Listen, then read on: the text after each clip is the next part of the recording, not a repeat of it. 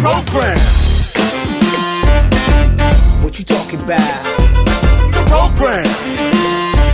The program. Get with the program. Everybody clap to this.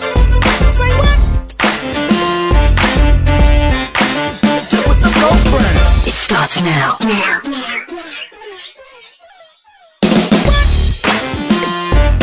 Hello and welcome to Get With The Program Radio Show. I'm your host, Gary Jones. Get With The Program Radio Show is a multicultural, informative, relevant, and entertaining 1-hour weekly show. Offer you a combination of guest interviews with questions and comments. And we will act as a positive source of information. Today, we will be joined in the studio with Dr. Gail Hayes. She is the publisher and editor-in-chief of Handle Your Business Girl digital magazine. Dr. Gail is a contributor for Huffington Post and has also written for MSNBC's The Griot. Dr. Gail served as the first African-American female law enforcement officer and firefighter in Chapel Hill. Now today, fortunately, we're going to talk about the power of a woman who leads and the conduct of kings, which are the titles of 2 books that she has written. So now don't you touch that dial. This is going to be a great and wonderful, fantastic conversation. But before we move any further, I always got to reach out to my man, comedian Grave Digger. Grave Digger, talk to me, man. What you got for me, bro? What you got for me? Gary, what's up, man? Hey, how you doing, man? I see you back in the station getting with the program. Gary, I just want to bring out something. You know how it is, great riding around here. What is going on with everybody grabbing on somebody?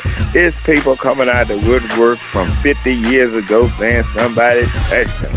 Now I'm reading the paper and looking at the news. They said George W. Bush done touched somebody a couple of years ago. I'm telling you, I don't know what is it with these women. They used to like to get touched. Now, the only one I know that can do all the touching and it won't get in no trouble, that's Stevie Wonder. So Stevie will touch you, and he don't be meaning to. There ain't nobody that's complaining about him. I have seen Stevie touch a bunch of people. But look here, man, I'm going to have to get out of here. But the only one that really touched somebody and benefited, think about it, was Clarence Thomas. He grabbed a woman in the office. Next thing you know, he got elected to Supreme Court judge. Y'all think about it. Peace. I'm out of here. Oh man, Grave Digger, boy, you as usual, man. You have me busting out the stitches, man, with the stuff you say. I never know what you're gonna say, but whatever it is, I know I like it, my man. So Grave, I'll be looking forward to you coming back next week. But right now, don't touch that dial. We'll be right back after this. Hello and welcome back to Get With The Program Radio Show. I am your host, Gary Jones. Today we are joined in the studio with Dr. Gail Hayes. She is the publisher and editor-in-chief of Handle Your Business Girl digital magazine. Dr. Gail is a contributor for the Huffington Post and has also written for MSNBC's The Griot. Dr. Gail served as the first African-American female law enforcement officer and firefighter in Chapel Hill, North Carolina. Today, we are going to talk about the power of a woman who leads and the conduct of kings, which are the titles of 2 of her books that she has written. And I've had a chance to read one of those, and they are fabulous. Hello, Dr. Gail Hayes, and welcome to Get With The Program Radio Show. Thank you, Gary, for having me as your guest. I am so excited to be here. I am glad that you are here. And it's such a wonderful day. So we're going to get right into this thing. We don't waste a lot of time. We're going to get right. So tell me, Handle Your Business. I noticed that's the main thing. Handle Your Business digital magazine. Tell me about that. Handle Your Business Girl. Well, we're in the process of putting that piece together because let me tell you, I tell women that you handle your business no matter what you're doing, whether you're getting your nails done, your hair done. It's not just that for women in business. Your business is you. So when you handle your business, then your life goes more smoothly. Things around you flow when you are handling your business. You handle your business at work. You handle your business with your man. You handle your business with your children, with your relationships. Handling your business is handling that woman called you. Oh, my goodness. So basically, we're talking about just look in the mirror, and that's what it is. Handling your business. Absolutely. Okay. So I tell you what, we're going to start also with your experiences. What are some of the personal experiences or compelling arguments that have influenced your thinking around the development of Handle Your Business? Well, I come from a family of 7. I'm the oldest of 7 children, born into a military family. My father wanted a son when he had me. But you know what? Life has a way. God has a way of making you laugh. I mean, he had 5 girls straight in a row.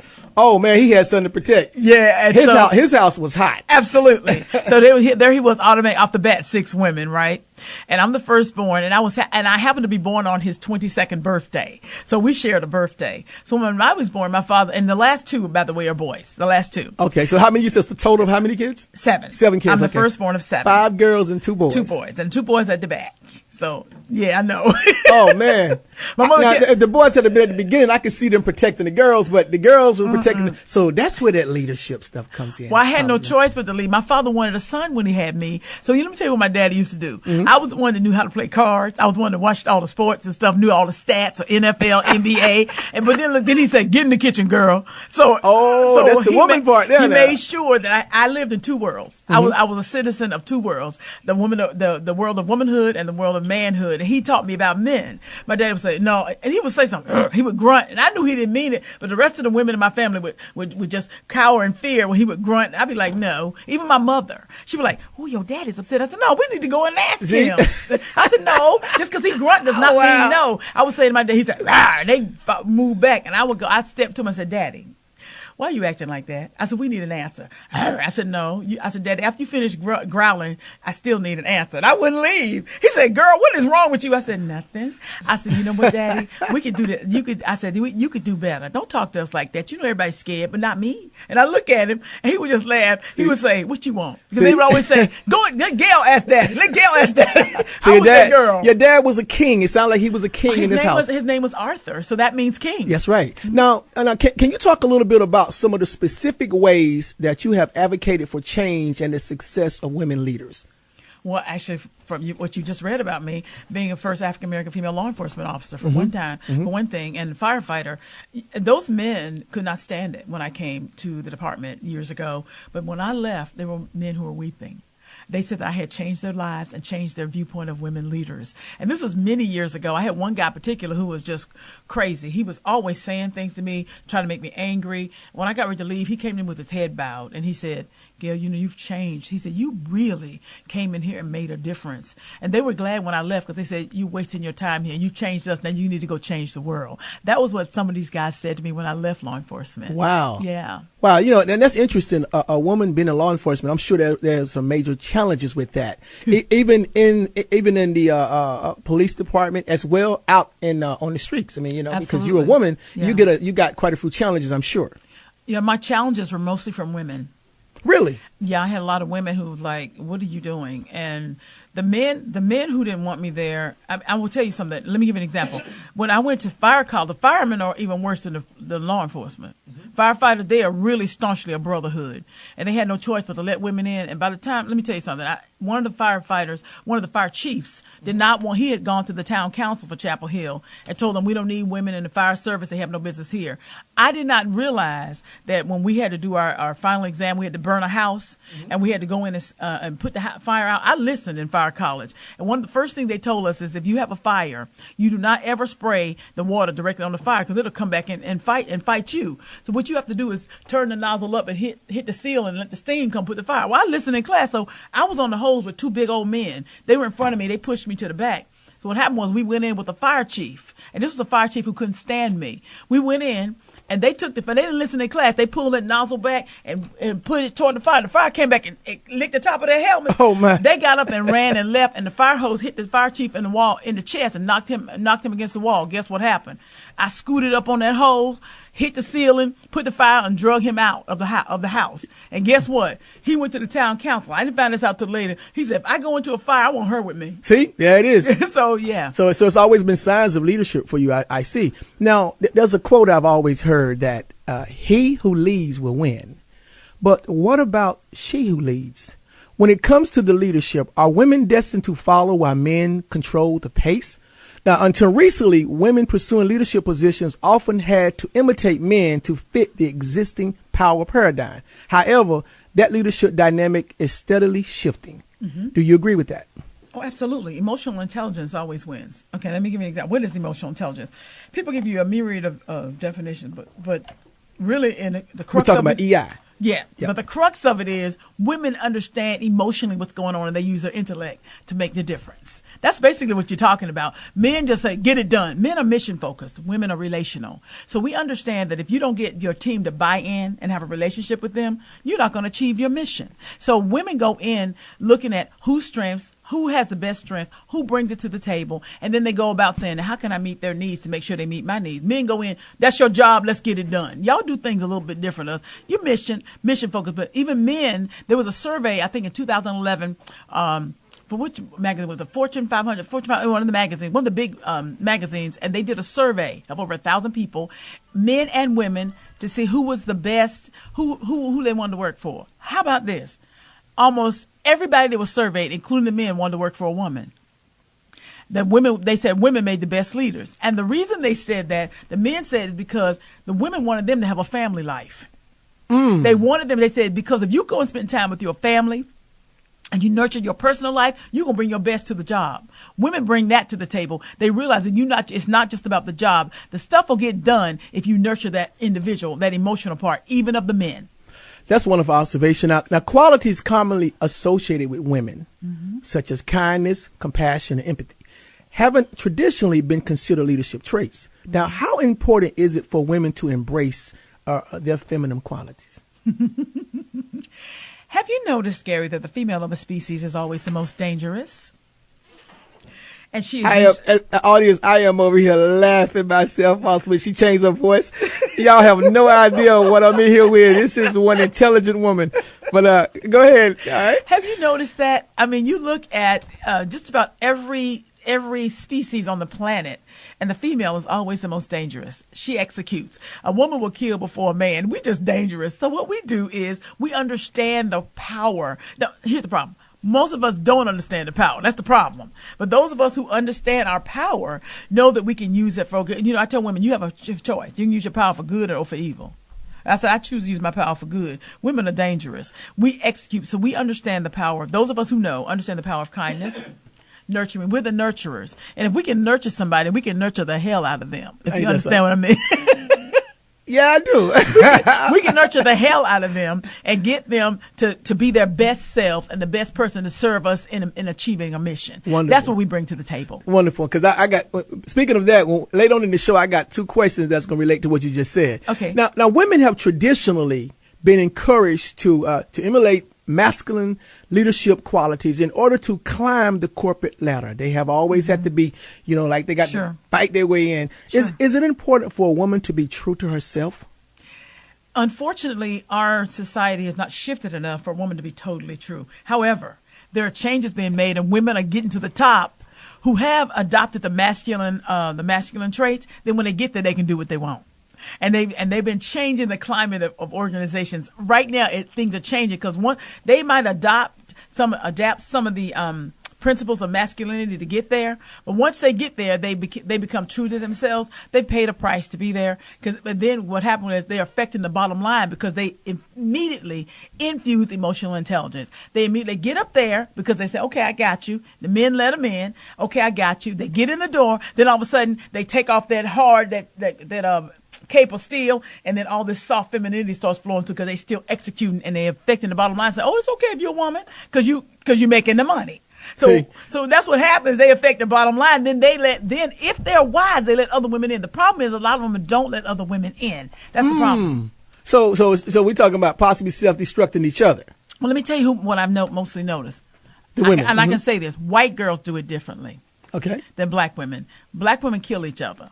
Let me tell you what white girls do. I've seen them do it. Sure. There'll be a group of them, and they'll say, there's a door. It's being guarded by a man. They say, who does he like the best?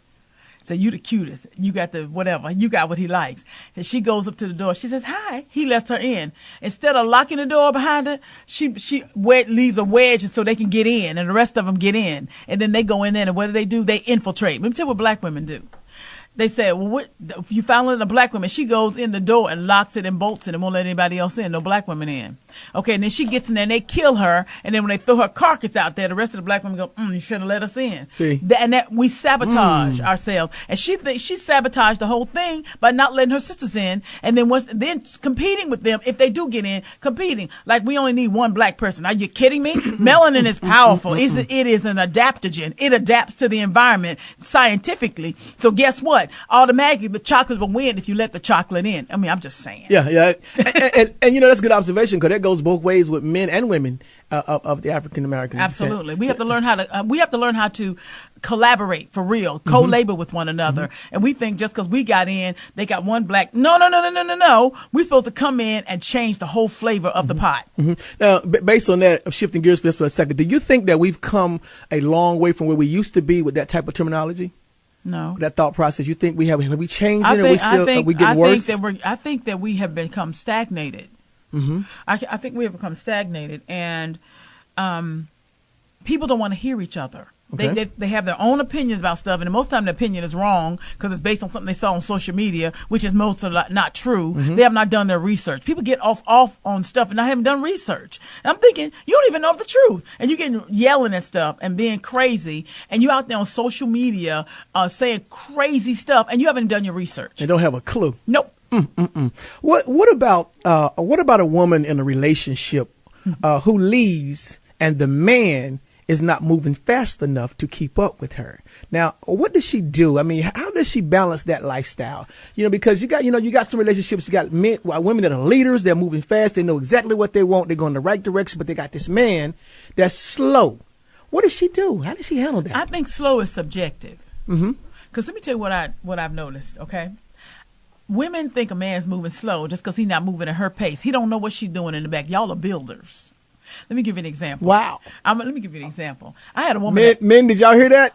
Yes. Okay. Yes. I had this woman saying, she said, I need him to do such and such and such and so. He heard you. Okay. And 6 months later, you don't see a manifestation. Don't mean he's not building. Because let me tell you what I noticed about men. A real man, a man who is a king. He's building. He's not going to tell you what he's doing. Because number one, you're going to expect a progress report. And when you reduce a man to him giving you a progress report, you reduce him from being a king to a boy. Okay? And oftentimes, men are weighing the cost of what you want. They're looking at the manpower, looking at what it takes, the resources. And you're just saying, I want this. And he's saying, okay, he's weighing and see how he can make it done. And let me tell you, he'll make it better than you ever thought if you give him time. Well, how much time do I need to give you? That's the wrong man, the wrong woman. You need another relationship. So what I'm saying is, then you look up and you get angry because you cut him off, and another woman gets to sit in that building that you had asked him to build for you because you didn't want to wait, because you were trying. Because every time you go to him with the report, you want a progress report, he has to start over because you give him a new color. You wanted the wall. You give him new stairway, new thing. He had to go back and do a new blueprint. And you know what I'm talking about. That's very powerful. Once again, to my listeners, in case you are just joining in on the show today we are joined in the studio with Dr. Gail Hayes. She is the publisher and editor-in-chief of Handle Your Business Girl digital magazine. Dr. Gail is a contributor for Huffington Post and has also written for MSNBC's The Griot. Dr. Gail served as the first African-American female law enforcement and a firefighter in Chapel Hill. And as I said before, we're talking about the power of a woman who leads. And then we're also going to get into The Conduct of Kings, which are the title of 2 books that she has written. Now, before we left, we was talking about how women balance the relationships and involved with a man who, when she leading and the man is not moving fast enough for her. And Dr. Gail definitely delivered a very good comments on that. Now, Dr. Hayes, does leading women have time for relationships? Absolutely. I mean, you don't have to always focus on leadership. Leadership sometimes is learn when to follow. Leadership is a flow. And sometimes it just happens naturally. You don't have to push yourself if you're a leader because, like, for instance, in the workplace, when you're a leader, by empowering your team members and letting them flow in their gifts, you don't have to work as hard. There's something called the competency spiral, where if you have a position in an organization, you teach your job to other people. So people say, I'm not going to do that. They'll replace me. I said, no.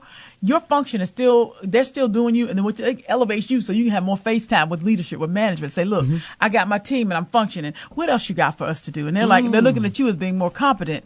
And so people lose sight of that. They can't take your job. The only thing they can do is move you up if you will act wisely. Nobody can replace you. You can, look, if anything, you outsource yourself. and go to a bigger, better place because you trained your team members to still function while you're not there. So basically, that's part of that leadership. Absolutely. Yeah, making sure people know duplicating what to do. yourself. In other words, when you duplicate yourself, that's what real leaders do. They duplicate themselves. Now, I noticed there's a lot of professional women out here today, from the president, from leaders and the president's wife, different leaders all over the country. How do you think they balance intimacy and their children? Because I mean, leaders, it requires a lot. And does being a leader, does it affect her attitude at home? Do you see that could be a possibility? Well, I can only speak for myself and what I've seen. And a lot of women ask me, what do you do? What did you do? Sometimes as a leader, you have to take chances. You have to take a risk. Let me give you an example. Sure. I went into the schools with my children many years ago, and I realized they were not getting what they needed, what I felt they needed. And I could see a curve. I could see the trends changing. And I know that just having a degree does not always a successful career make. And it's very fast. Other companies are surpassing us in technology. They're surpassing us in function. That's why we outsourcing so much. So what I did was, after my children finished middle school, my daughter went the last year of middle school, 8th grade. My son went the first year of high school. I pulled them out of school. And I homeschooled them. And really? I said, I told them, I said, if I'm making a mistake, you can correct it in your 20s because you're still young. And I trained my children to think like entrepreneurs. Wow. And guess what? My daughter's high school experience, I saw her gifting was in communication and writing. And by the time she finished high school, she had written 2 books, one fiction, one nonfiction, and got a 2-book contract with a publisher. My son became a digital film editor. And so he was editing stuff and getting contracts from people all over the world. Not big ones, but it's not the size of the contract. It's the function. So right. Now he's out there making it rain, doing a whole bunch of different things. And my daughter's working on her 3rd book. And we just got approached doing a national tour as a mother-daughter team.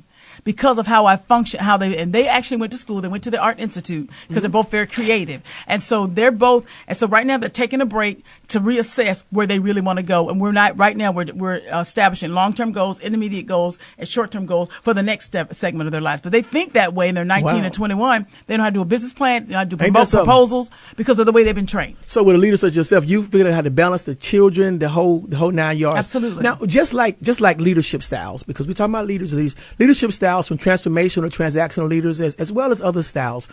We know there are different styles and different types of leaders for women.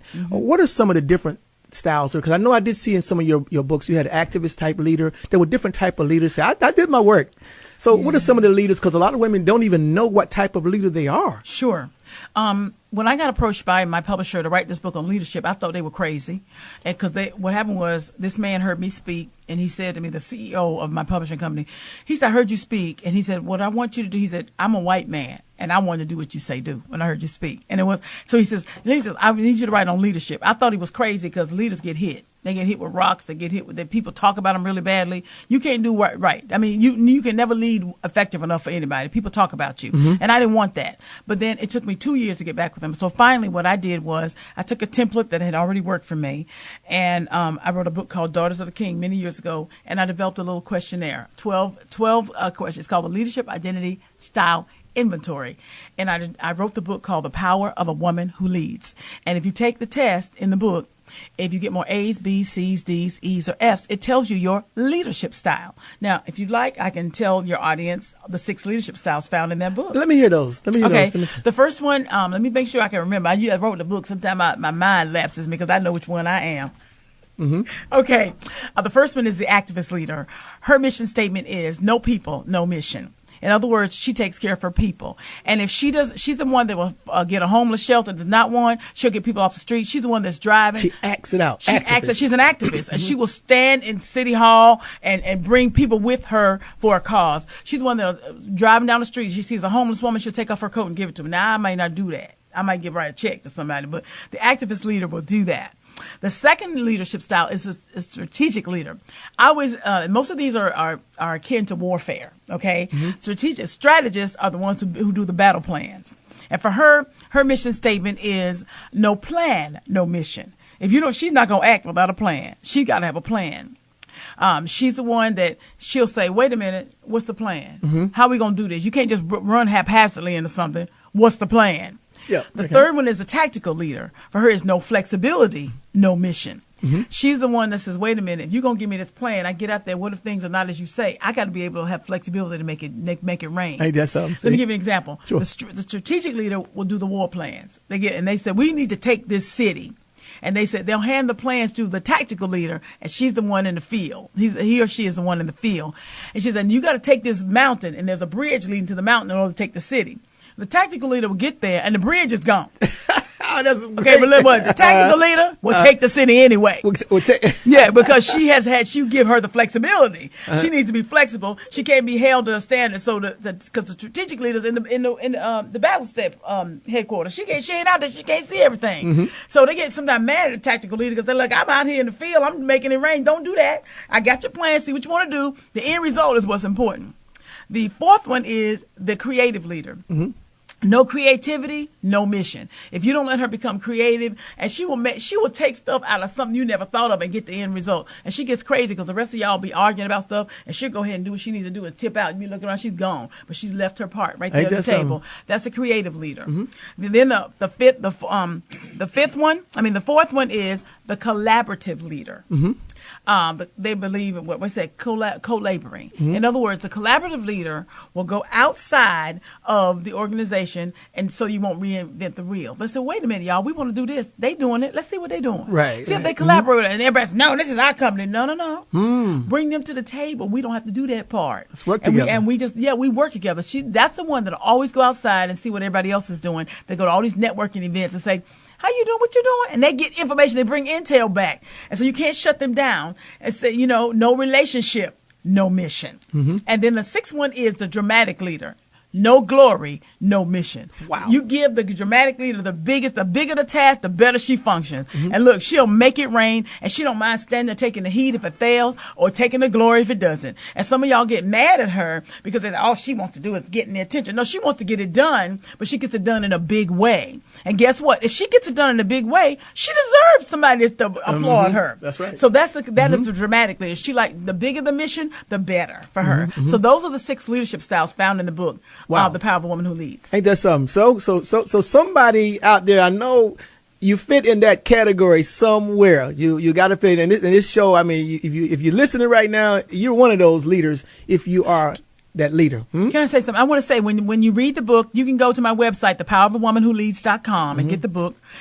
One of the good things about this book is that it also tells you, not only it tells you what kind of leader you are and how you lead, but it also tells you, it identifies 3 women per leadership style. A woman from the past, a woman in the present day, and for those of you who are women of faith, a Bible woman. There are 3 women, and there are no pictures in the book, so you see yourself. You'll see 3 women and how they lead and how they left their fingerprints on today's world, yesterday's world, and the biblical and the world of faith. And you'll see them, and they are your sisters, and they fit into the leadership style. Hey, there's some powerful stuff there. Now, we're gonna take a turn here. How do you feel about having a female president? Now, of course, we know Hillary ran. She gave it a shot. Do you think she was ready to lead this country as a female, or do you think she would have been soft in some places? Basically, because women have a soft spot. They do have a soft spot. Men do too. And men do too. And being a president, I mean, there's some hard leadership, some hard decisions, but there are some women who can make decisions as well. But do you think Hillary? Matter of fact, let's not say Hillary. How do you feel about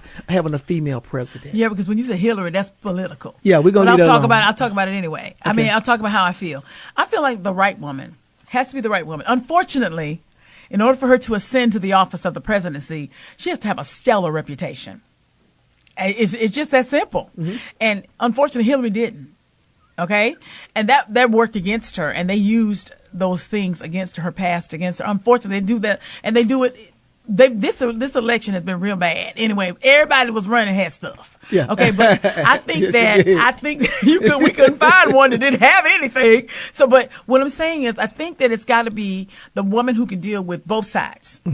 Okay. Both the Democrats and the Republicans equally, and a woman who will execute and look them right in the eye and then use her femininity to get what she wants, but also be strong enough to stand in position as a leader. And the biggest thing for men is it has to be a woman they respect.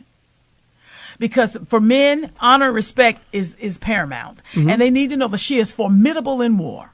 That she is formidable. She can fight. She's ready to stand up with the shield. Not just fight. she will execute you if you get in her way, but she can smile at you at the same time. And keep it Because they moving. need to know that the people outside the United States know not to mess with us. Because we have a female president, like kind of like a Margaret Thatcher was for Great Britain.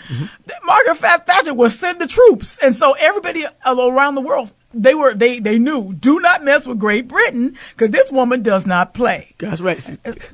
I ain't gonna say crazy, but she But did. you know what? Yeah, but what I'm saying is they didn't mess with Great Britain with her. They knew she was the Iron Maiden, and they knew that, the Iron Lady. They knew that. But we have not had a woman to rise to that type of position in our country yet. Now, it was a statement that was quoted by Oprah Winfrey. Okay. She said, "Surround yourself with people who are going to lift you higher." Is this a relevant quote? And what tactics should women use for their selection process of surrounding themselves with people? What is your method of your selection process when you surrounding yourself with people? What do you look for? Well, I'm looking. Well, the people who are who surround me don't necessarily do what I do. Okay. That's the first thing. Most of my really, really, really close friends don't do what I do. So they're not competing with me. They are successful in their own right, in their own fields, and they're my cheerleaders. And they're also my safe place. They're the woman I can, like I said, take off my shoes and eat fried fish with them. You know what I mean? And they talking about eating fried fish. They ain't trying to, they ain't trying to be me. It's a hard process when you got women who are trying to be you. And you know who they are. You act like you don't, but you know who they are. Yeah. Oh yeah. Those women can be my clients. They're like that. I can It's like that with coach. men too. Yeah. Yeah, you need to be my client. And I need to have a safe place. I'm learning that as I mature, that I cannot really be really close. Women start competing with me and they start denigrating me. And I'm thinking, what is the problem? You know, there's what I call the toxic C's. Comparison leads to competition, which leads to corruption. And I'll repeat that. Comparison leads to competition, which leads to corruption. If you compare yourself with another woman, you'll start to compete with her. Ain't that something? And then when you compete with her, it leads to corruption of relationships because you start seeing what's wrong with her. Because somebody's going to eliminate each other. And so that's what happens with women. And there's a way to eradicate that. And it's called the IPD principle. Identity. If you don't know who you are, you will never know what belongs to you. If you know who you are, you're not going to compare yourself with another woman. And if you're walking in purpose, competition does not even enter into the equation. And then if you're fulfilling your destiny demolishes corruption. So that's how I look at it. That's wonderful. Now, I'm going to shift gears. We're going to go into another topic, but I want to ask you one question before I take the break. What advice would you give to up and coming young women leaders? Most people say get a mentor. I don't say that. You know thyself. Okay. Know yourself. And I don't mean what other people have said about you. It's okay for you to say what you don't like and what you really want. But you need to write it down and look at it. And you need to write an affirmation that you talk to your young self. Someone that you believe will take you to the next step. And you know what? It's self-talk that will get you there. What do you really want? You don't have to let anybody else see it. You and only you really know what you want. Don't let anyone deter you from what you really, really want. Because let me tell you, if you share it with somebody, the wrong person, they'll say, you know, that's not realistic. Look, they don't know what you really want. They don't know who you really are. If I can't tell a young woman anything else, it's know you, and it's listen this. You need what you need and you want what you want, and that's okay. That's a lot of words there. Once again, if you're just joining in the studio today, I am in the studio with Dr. Gail Hayes. And again, she's the publisher and editor-in-chief of Handle Your Business Girl digital magazine. And our conversation today is the power of a woman who leads. And now we're going to get into the conduct of kings. But we're going to take a break, and when we come back, we're going to talk about the conduct of kings. We're going to see it from the men's side. All right? Don't touch that dial. Be right back after this important message. Hello and welcome back to Get With The Program Radio Show. Again, I'm your host, Gary Jones, and today we are in the studio with Dr. Gail Hayes, and she's the publisher and editor-in-chief of Handle Your Business Girl digital magazine. Today we're talking about the power of a woman, which we just finished that wonderful conversation, but now we're about to shift it over to the conduct of kings. Now, the Conduct of Kings, which is another book that you have written, what do you mean by the conduct of kings? Well, I believe that every man is a king. Every man. I don't care when women say the sorriest of men. No, that's a king. Let me tell you, I heard this man named Mike Murdoch. I never forget. I was flipping channels one night, and Mike Murdoch is this prophet. And I don't usually look at it, but I'll be flipping channels. One night, though, it was 3 o'clock in the morning. I flipped. He said, let's talk about a man. I stopped when he said that. And I'll never forget him saying this. And it was one of the best statements I ever heard in regard to a man. And here's what he said. He said, just remember this, when you're talking to a man, you're talking to one of two people, a king or a fool. Depending upon who you talk to is who will answer you. And I thought, oh my God. So what I do is when I meet men, I automatically assume that they're kings, no matter who they are. And let me tell you what I do. I talk to the king. And if the fool talks to me, I ignore the fool and I keep talking to the king, because eventually the king will knock the fool out of the way. And I'm glad you said that goes right into my next question. How can one recognize a man that has qualities of a king? How do you recognize the qualities of a king? First of all, let's just say I had this one more. Oh, God, I would love to tell you about this. For me, most men that I meet, they want to be honored above all things. They don't want us embarrassing. Y'all don't want to be embarrassed. Y'all don't want us talking crazy to you, cussing you out, blah, blah, blah. And I have the women say, well, what if they do that to us? I said, no, you have to hold your position. Let's talk about a queen for just a second, because this is relevant. Sure. I said, this is what I tell women. I said, if you got a man that's going off and doing this, you need to hold your position. Do not allow him to pull you into the quicksand.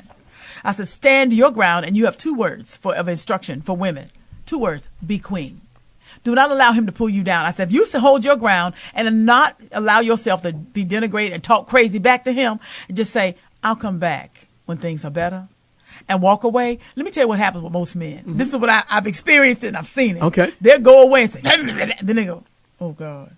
And they'll start thinking, oh, I messed up. And look, and let me tell you what, they might not come back and say they're sorry, but they'll start demonstrating and doing things that you asked them to do 6 months ago, stuff that you asked them, because what did you do? You held your position and you were queen. You did not allow yourself. They might not say it, but they will demonstrate how sorry they are. Wow, that's wonderful. Now, another observation. Now, there is a balance between a king and a queen. Is it complicated for a man to take charge as a king when a woman wants to lead? Some women are not giving up that right. Some women, some men want to lead, but some women say, no, they didn't want to give it up. No, let me tell you why. Because those women have not been protected. Okay, what do you mean? So let me tell you about this. Men say they want to lead, but then they want to be brutal with it. Leading is not just you jump when I say jump. That's not what leadership is. Leadership has with men do 3 things. They protect, provide, and serve. Okay, if you're not protecting, why should she let you give you leadership? She's scared. You might not serve her. You might not protect her. So she's like, let me tell you what happens. Protection is a wall that's built with bricks. Most women, a lot of the women that you're talking about, have a perverted wall of protection. In other words, the bricks in that wall are feminine. Those bricks should be masculine. Okay, if you really want her to allow you to lead, you have to gently remove those feminine bricks and replace it with a masculine brick. It takes time for her to trust you, because you have not proven yourself to be trustworthy. So the first thing I hear men say, well, she does this. No. What are you doing?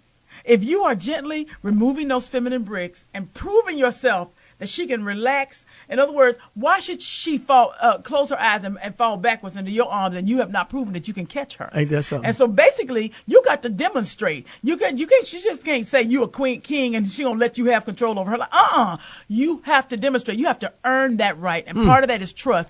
Men walk in and immediately want to be king. No. And a woman's been protecting herself. She may have been violated by other men. She may have been mistreated, and then you want to walk in and lead. No, you have to earn the right to lead. And guess what? I don't care who she is, how powerful she is, how strong. Women want to surrender, but you got to, you know what? You got to give us something to work with. That trust is there. And speaking of that, is it important from your experience? Is it important to have God in the life of a man that wants to be a king? Is God, because you got some people who don't believe. Some kings don't believe in God, and they are rich. Richness has nothing to do with it. You can be rich, but you can be lonely. You're scared somebody's gonna take all your money. Here's what I say: rich is a state of being. Wealth is a state of mind. You can have a wealthy mindset, and not have a whole lot of money, but you know what to do with it because your mind is right. You can be a rich man and not be wealthy.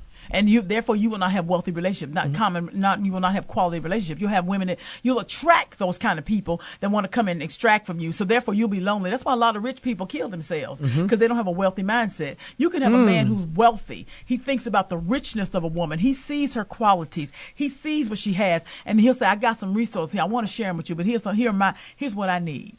He has no problem sharing what he has, as long as he can see that y'all could come to the table together and say, let's, even if she don't have a lot, he sees the wealth in her. So we're talking about he's a good spiritual man. He has a good spirit about himself. I look like this. I've been with godly men and ungodly men. Let me tell you something. You can make an ungodly man a godly man by the way you handle him as a queen. Especially if he sees you walking it out. You got to walk that. He said, what's going on with you? I said, I believe in God. I said, there's a power to being bigger than both of us. And he has put this power in us and attracted us to one another. What say you, King? Can you agree with that? Look, and they be like, they can't deny it. Sometimes men just can't deny certain things. I'm not going to say anything, but I know exactly what you're talking about. Absolutely. Now, I'm going to put something together. I think I asked this question earlier. A leading woman and a king. Now, that's two positive sources right there, two positive forces. How do we balance the leadership roles? And at the end of the day, if you got two of them, who's really in charge? Because what I hear from the men in their houses, and they are the leaders. They protect the house, but I hear a lot of them say, "Hey, man, my wife is in charge, man. If she says something, because a lot of men say I can't live without them. They're quick to say that their woman is in charge. So what is nothing wrong with that? Let me tell you why. Who got your back? Let me tell you something. Okay, let me give you an example. Look at the lion. Look at the lion. When you see a male lion, what's he doing? He looks like he's doing nothing, right? That's right. Okay, but look, he's sitting there, but he's doing 5 things. He's guarding, he's protecting, he's eating, he's sleeping, and he's having good sex. That's what he's doing. Okay, now, he's doing 5 things. Now, he's guarding and protecting who? His family. What's his family called? That's his queen and his kids. What's it called? What's his family called? A pride. And what are most men guilty of? Protecting their pride. Okay, so guess what? A man is like a lion. But a lion understands who the lioness is. And she's moving back and forth. So guess what? When he gets hungry, what happened was his stomach growls. The lion does not move. The lioness moves. And guess what? The need to kill and to hunt rises up in her. And you know what he does? He lets her lead. He knows when to let her lead. But see, men don't know when. When he's hungry, she said, baby hungry. And she goes on the prowl to kill so he can eat. So guess what happens? When they get out there in the wilderness or in the frontier, the lioness goes after the antelope. The lion does not. He lets her go because the need to kill has risen up in her. She gets in there, she wrestles, she cannot bring the antelope down. You know what the lion does? He comes in behind her, wrestles with the antelope, holds it down and moves back so she can go in for the kill. Ain't that not something? him. And guess what happened? Wow. With the taste of fresh meat on her tongue and the blood still dripping from her teeth, she bows and she moves back and lets him eat first. That's how leadership is supposed to be played out. Y'all need to understand that thing. That's my kind of woman. Right. And she said, look, so he don't, if he That's don't, my kind of he woman. said, if she, look, and she bows and lets him eat first. Let me tell you what happens. Let me eat first. If he don't do that, if he doesn't do that, she turns on him. So, what men need to do is say, well, you let us do what we do, we're going to take care of you. Hey, that's something. Well, and speaking of that, now, this is another important observation. What is your take on James Brown's song, This Is a Man's World? But it would be nothing without a woman or a girl. What is your take on that? Because, see, James said this is a man's world. Telling is right. Is this a man's world? It is. And I ain't got no problem with that. As long as you say you understand there'll be nothing without me. He's telling the truth. James made a hit. He made a hit off that record, too. Let me tell you why. You and I had this conversation before we came on the air. The bottom line is a man can live in a room with a TV and be done with it. A man only builds when it's for a woman. He builds a house for a woman. He builds an empire for a woman. That's what he does. We rule the world. Honestly, we do. Men go out there, but they do it because they want to lay it at a woman's feet. If women can only understand that, y'all want to lay stuff at her feet, and you want us to say, "Oh, is that for me?" See? Am I telling the truth? Yeah, you got some points there. Yeah. Now, Dr. Hayes, we're about to wrap this up. What I want to know now, we got a lot of good information. You got books out, got a website, and you've been on some fantastic shows. You've been on some heavy hitters shows and things like that. So how do someone get in contact with you? What's your website address and your phone numbers? Okay, my web address, just remember this, handleyourbusinessgirl.com. I'll repeat that. handleyourbusinessgirl.com. You can Google me. I'm all over the internet. And my phone number for our offices is 919-244-6321. 919 244-6321. Handle Your Business Girl. Find me on social media, Dr. Gail Hayes, and Handle Your Business Girl. You be able to find me.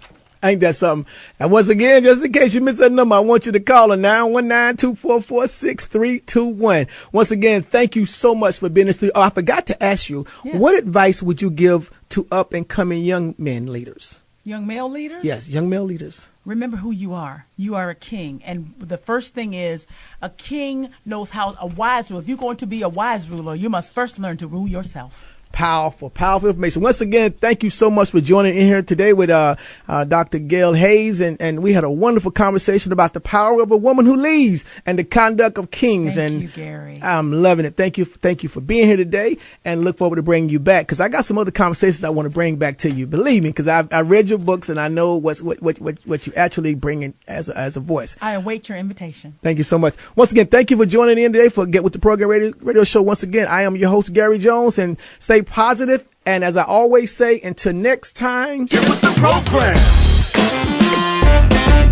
What you talking about? The program. The program. Get with the program. Everybody clap to this. Say what? Get with the program. It starts now.